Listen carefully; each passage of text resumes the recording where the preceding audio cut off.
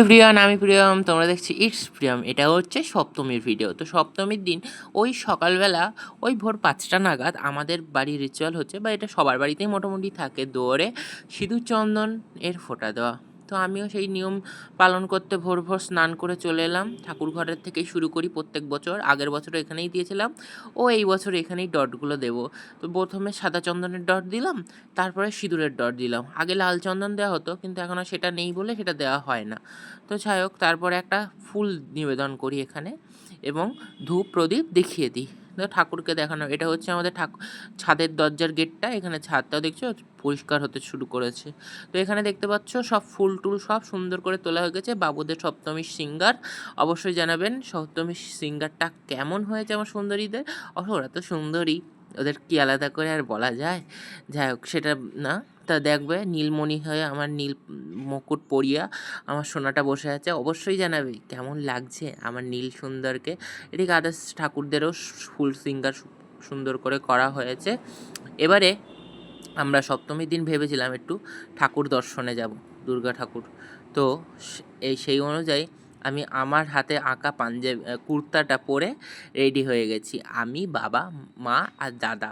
আমি আর দাদা একটা বাইকে, মানে দাদার বাইকে, আর বাবা মা বাবার বাইকে। তো এই করে দেখো কি সুন্দর লাইটিং, কি সুন্দর পুজো প্যান্ডেলগুলো হয়েছিল।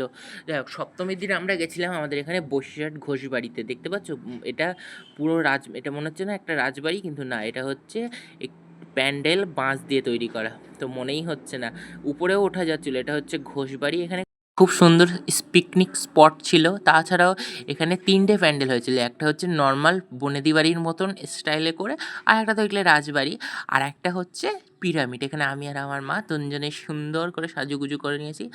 আগে ঠাকুর দেখার আগে আমরা একটু খেয়ে দিয়ে নিলাম পাপড়ি চাট, ফুচকা, মোমো। তো এবারে পিরামিডের ভিতরে ঢোকা যাক।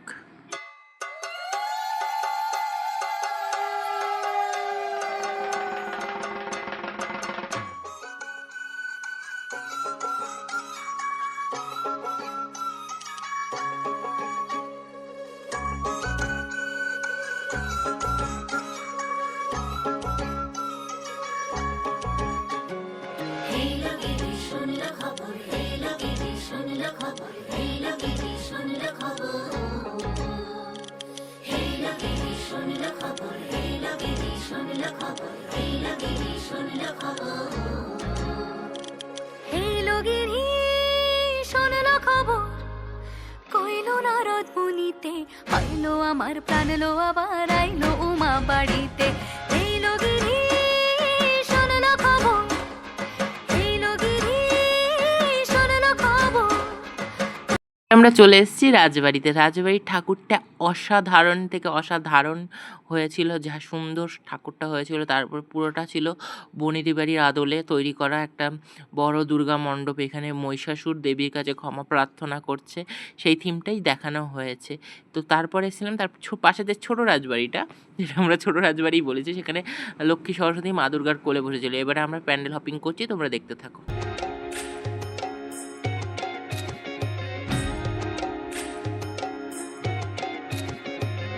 ঘুরির আসে পথের পাশে তোলে কাশের ফুল, হইল বাতাস শিউলি ফুলের গন্ধেতে আকুল। ফুলের বরণ গৌরী আসে আশার চুরি গাড়িতে, আইলো আমার প্রাণ লো আবার আইলো মা বাড়িতে।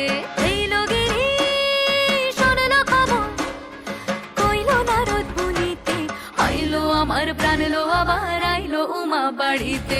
আইলো আমার প্রাণ লো আবার আইলো মা বাড়িতে।